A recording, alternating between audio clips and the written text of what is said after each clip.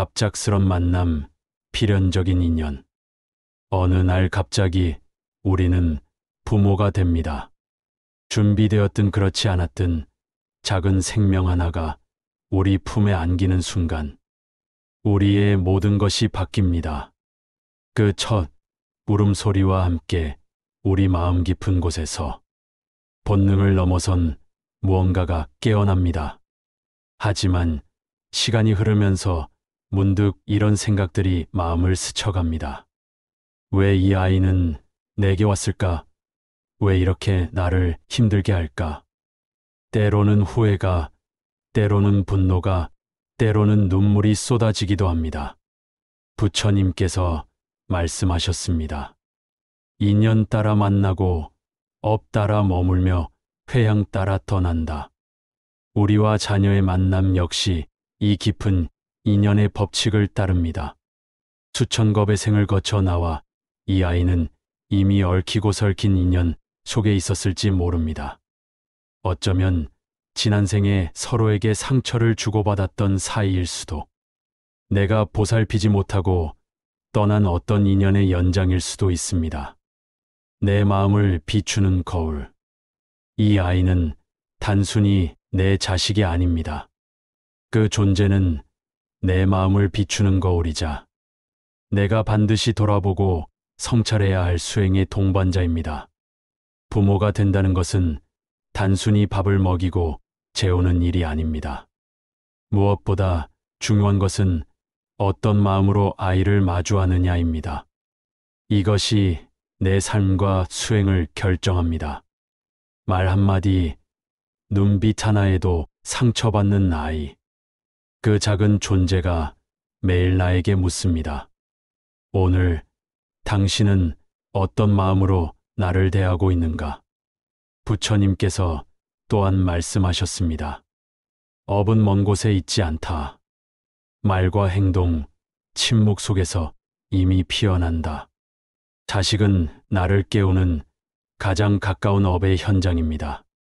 그러니 아이를 탓하기 전에, 걱정하기 전에 먼저 나 자신을 바라보아야 합니다. 수행의 스승으로 온 존재. 이 아이는 나를 힘들게 하러 온 것이 아닙니다. 나를 깨닫게, 나를 성장하게 하려고 온 존재입니다. 자식이 내게 온 이유는 결코 내가 잘났거나 부족해서가 아닙니다. 그저 인연일 뿐입니다. 하지만 그 인연은 내 삶의 뿌리부터 흔들 만큼 깊은 수행의 기회입니다. 오늘 그 아이의 눈빛과 웃음 속에서 스스로를 들여다보는 시간을 가져보십시오.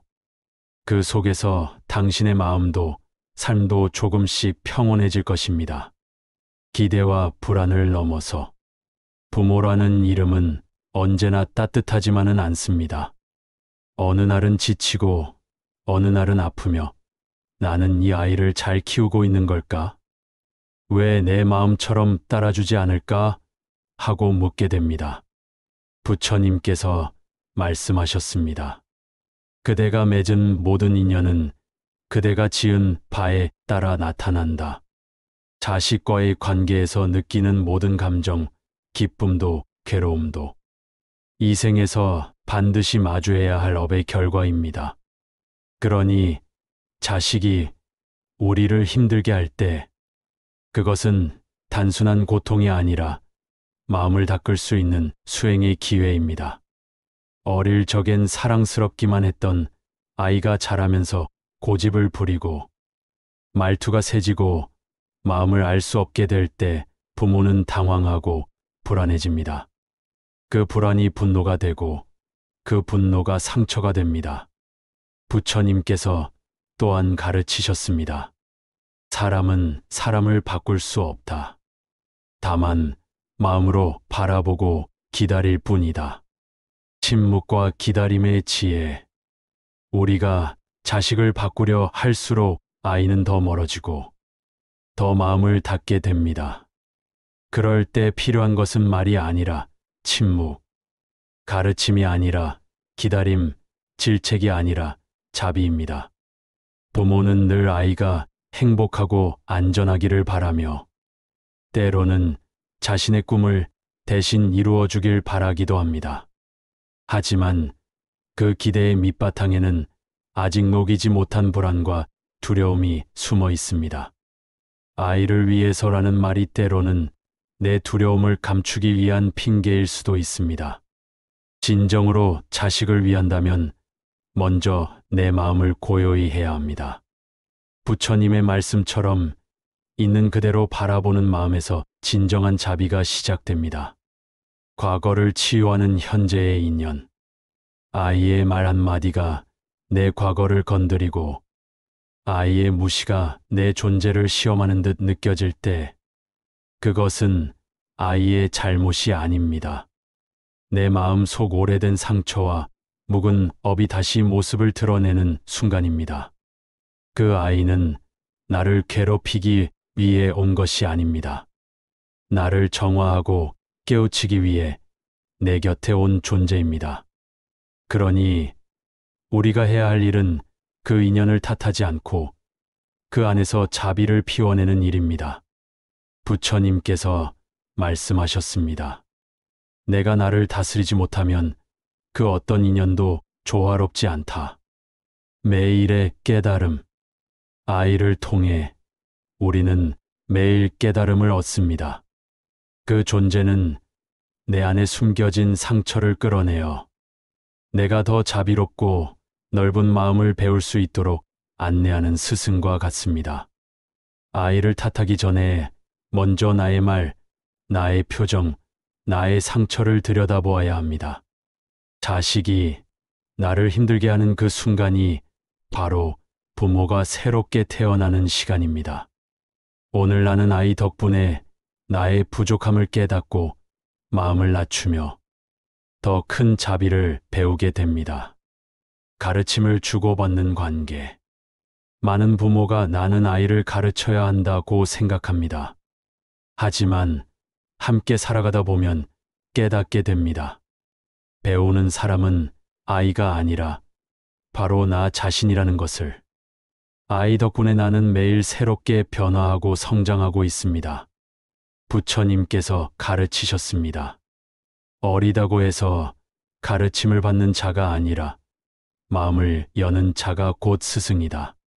아이의 울음, 반항, 질문, 웃음 모든 것이 나를 일깨우는 가르침입니다. 아이의 울음은 내가 놓치고 있는 것을 알려주고 아이의 반항은 내 고집을 돌아보게 합니다. 아이의 집중하는 모습은 나의 산만함을 깨우고 아이의 웃음은 잊고 있던 삶의 기쁨을 다시 일깨워 줍니다. 함께하는 수행의 길. 아이를 통해 나는 참을성을 배우고 자비를 배우고 내려놓음을 배우며 기다림과 받아들임을 배웁니다.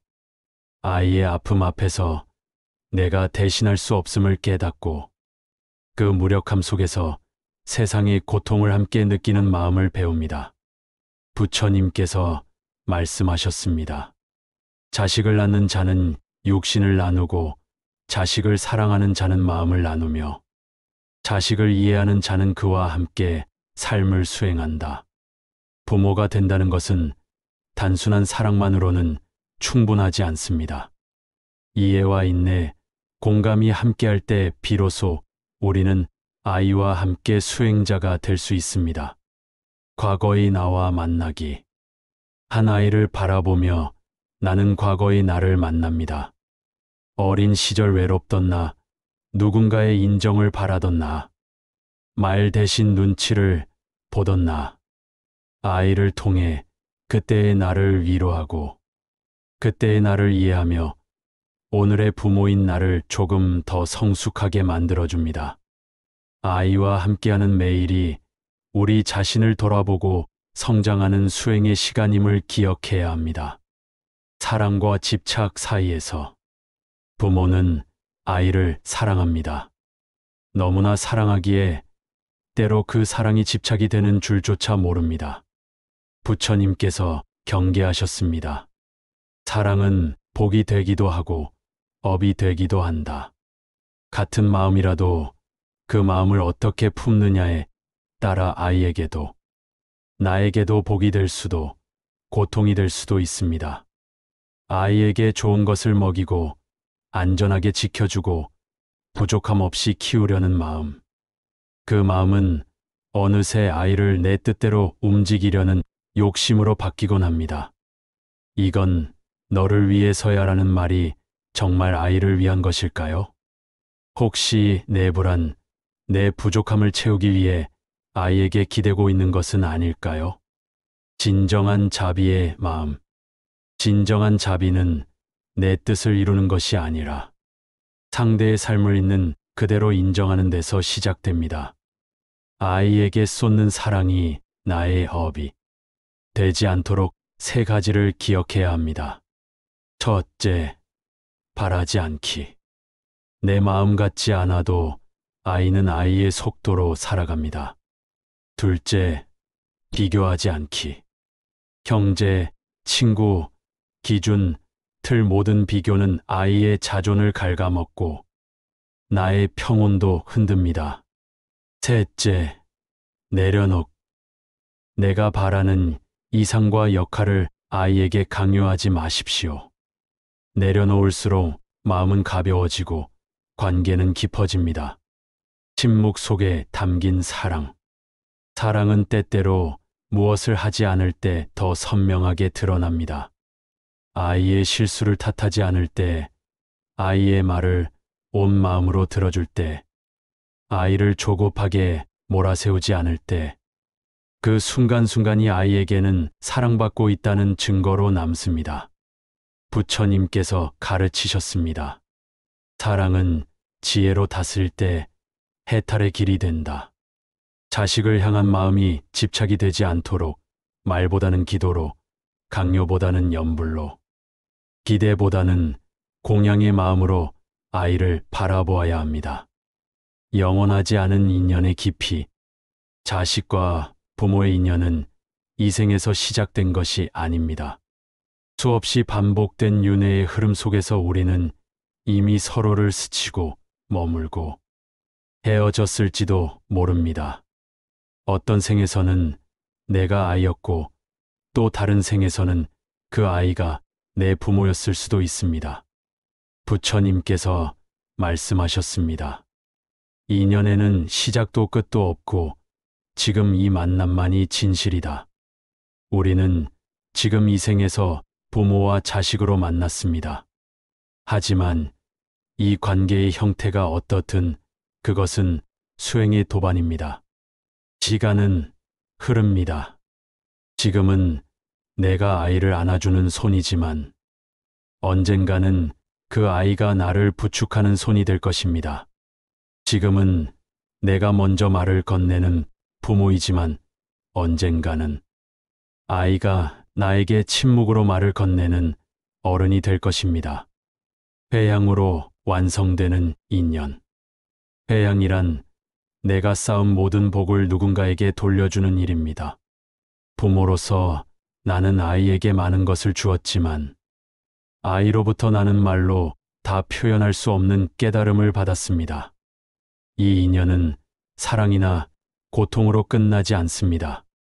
공덕과 회양으로 마무리될 때 비로소 완전해집니다.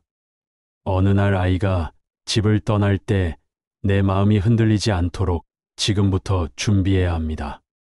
아이의 삶을 붙잡지 않고 아이의 선택을 믿고 보내줄 수 있도록 스스로를 단단하게 만들어야 합니다. 그리고 조용히 기도합니다. 이 아이와 나의 인연이 다음 생에서도 복으로 이어지게 하소서. 이 아이가 세상 어디에 있든 자비를 지니게 하시고 마음이 무너지지 않게 하소서. 깊이 있게 하는 만남.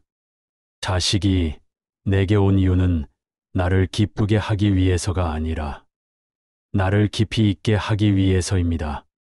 이제 나는 이 인연을 부처님께 회양합니다. 이 아이의 삶에 내 욕심이 아닌 복이 깃들기를, 아이의 걸음마다 내 불안이 아닌 평온이 함께하기를, 그리고 어느 생에 다시 만나더라도 서로를 더 따뜻하게 맞이할 수 있기를 기도합니다. 인연은 붙잡는 것이 아니라 깨닫고 놓아주는 것입니다. 사랑은 내 뜻을 이루는 것이 아니라 상대의 길을 밝혀주는 것입니다. 이 인연을 놓습니다. 그러나 마음은 남겨둡니다. 기도는 여전히 흐르고 자비는 여전히 머무릅니다. 그리하여 이 인연이 마침내 회양으로 이어집니다. 나무 아미타불 관세음보살